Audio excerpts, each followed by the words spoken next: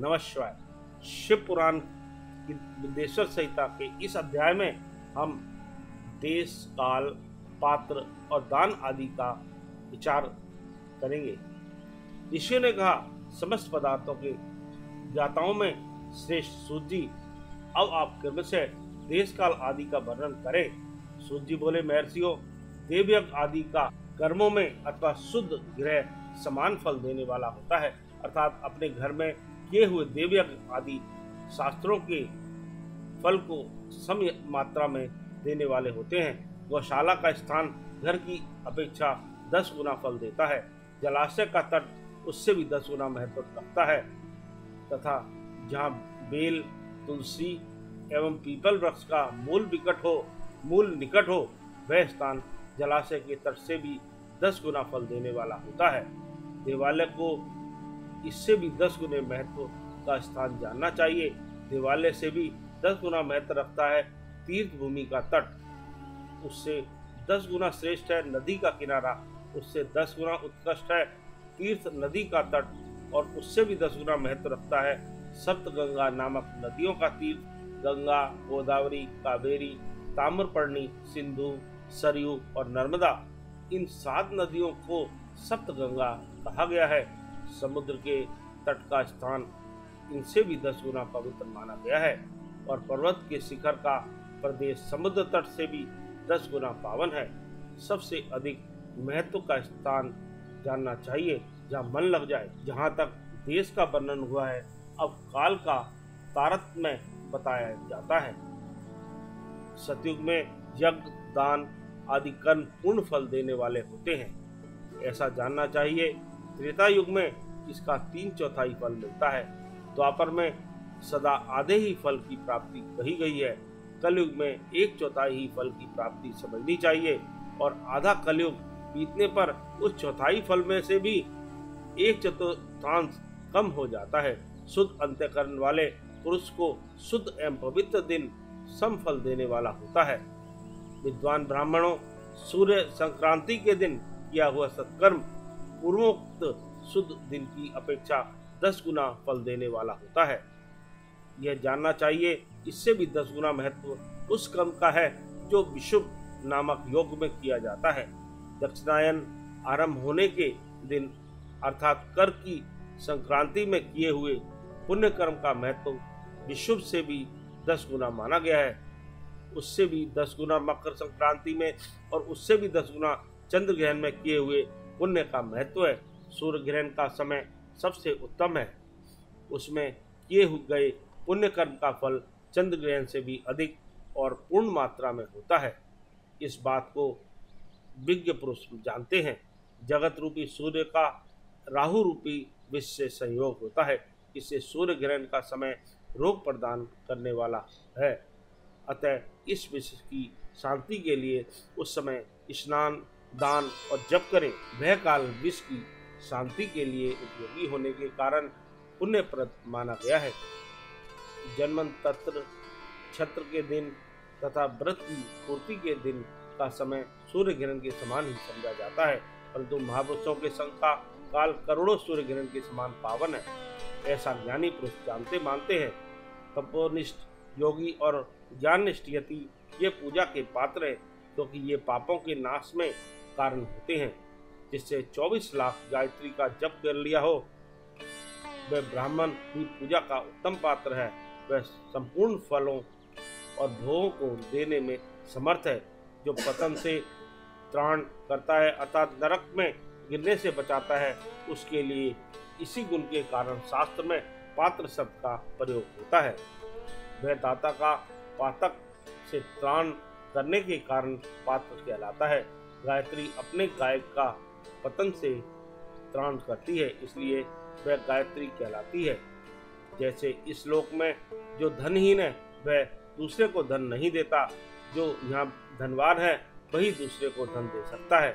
उसी तरह जो स्वयं शुद्ध और पवित्र आत्मा है वही दूसरे मनुष्यों को त्राण या उद्धार कर सकता है। जो गायत्री का जप करके शुद्ध हो गया है वही शुद्ध ब्राह्मण कहलाता है। इसलिए दान, जप, होम और पूजा सभी कर्मों के लिए वही शुद्ध पात्र है।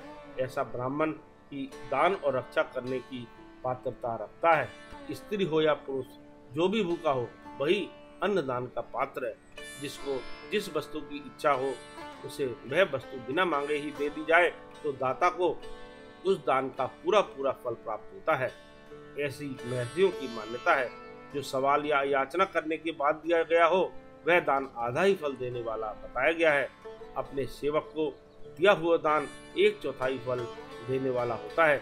विप्रवरों, जो जाति मात्र से ब्राह्मण है और दीनतापूर्ण वृत्ति से जीवन बिताता है, उसे दिया हुआ धन दाता को इस भूतल पर 10 वर्षों तक भोग प्रदान करने वाला होता है।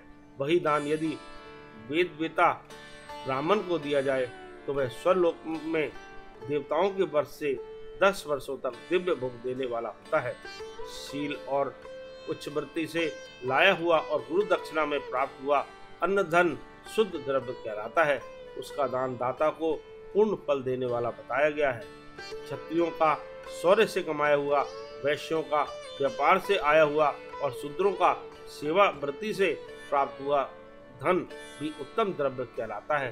धन की इच्छा रखने वाली स्त्रियों को जो धन पिता एवं पति से मिला हुआ है उनके लिए वह उत्तम द्रव्य है। गौ आदि 12 वस्तुओं का चैत्र आदि 12 महीनों में उनसे दान करना चाहिए।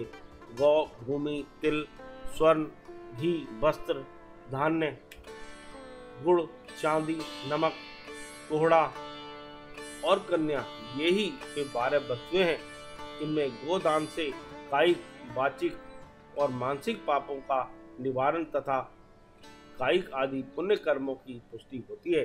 ब्राह्मणों, भूमि का दान इसलोक और परलोक में प्रतिष्ठा की प्राप्ति कराने वाला है। तिल का दान बलवर्धक एवं मृत्यु का निवारक होता है। स्वर्ण का दान जठराग्नि को बढ़ाने वाला तथा वीरदायक है। घी का दान पुष्टिकारक होता है। वस्त्र का दान आयु की वृद्धि कराने वाला है। ऐसा जानना चाहिए। धान्य का दान अन्न धन की समृद्धि में कारण होता है। गुड़ का दान मधुर भोजन की प्राप्ति कराने वाला होता है। चांदी के दान से वीर की वृद्धि होती है। लवण का दान षड्रस भोजन की प्राप्ति कराता है। सब प्रकार का दान सारी समृद्धि की सिद्धि के लिए होता है। जिस पुरुष कुष्मांड के दान को पुष्टिदायक मानते हैं, कन्या का दान आजीवन भोग देने वाला कहा गया है। ब्राह्मणों, वह लोक और परलोक में भी संपूर्ण भोग की प्राप्ति कराने वाला है। विद्वान पुरुष को चाहिए कि जिन वस्तुओं से श्रवण आदि इंद्रियों की तृप्ति होती है उसका दान सदा करे। श्रोत्र आदि 10 इंद्रियों के जो शब्द आदि 10 विषय हैं उनका दान किया जाए तो वे भोगों को प्राप्ति कराते हैं तथा दिशा आदि इंद्रिय देवताओं को संतुष्ट करते हैं। वेद और शास्त्र को गुरु मुख से ग्रहण करके गुरु के उपदेश से अथवा स्वयं ही बोध प्राप्त करने के पश्चात जो बुद्धि का यह निश्चय होता है कि कर्मों का फल अवश्य मिलता है, इसी को उच्च कोटि की आस्तिकता कहते हैं। भाई बंधु अथवा राजा के भय से जो आस्तिकता बुद्धि या श्रद्धा होती है वह कनिष्ठ श्रेणी की आस्तिकता है, जो सर्वथा दरिद्र है। इसलिए जिसके पास सभी वस्तुओं का अभाव है वह वाणी अथवा कर्म शरीर द्वारा यजन करे। मंत्र, स्त्रोत और जप आदि की वाणी द्वारा किया गया यजन समझना चाहिए तथा तीर्थ यात्रा और व्रत आदि को विद्वान पुरुष शारीरिक यजन मानते हैं। जिस किसी भी उपाय से थोड़ा हो या बहुत देवतार्पण बुद्धि से जो कुछ भी दिया अथवा किया जाए वह दान या सत्कर्म भोगों की प्राप्ति कराने में समर्थ होता है।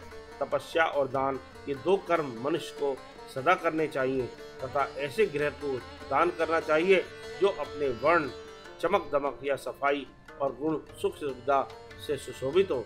बुद्धिमान पुरुष देवताओं की तृप्ति के लिए जो कुछ देते हैं वह अतिशय मात्रा में और सब प्रकार के भोग प्रदान करने वाला है।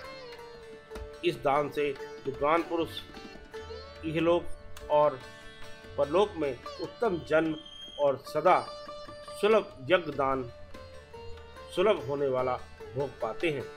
ईश्वरापर्ण बुद्धि से यज्ञ दान आदि कर्म करके मनुष्य मोक्ष फल का भागी होता है। ओम नमः शिवाय।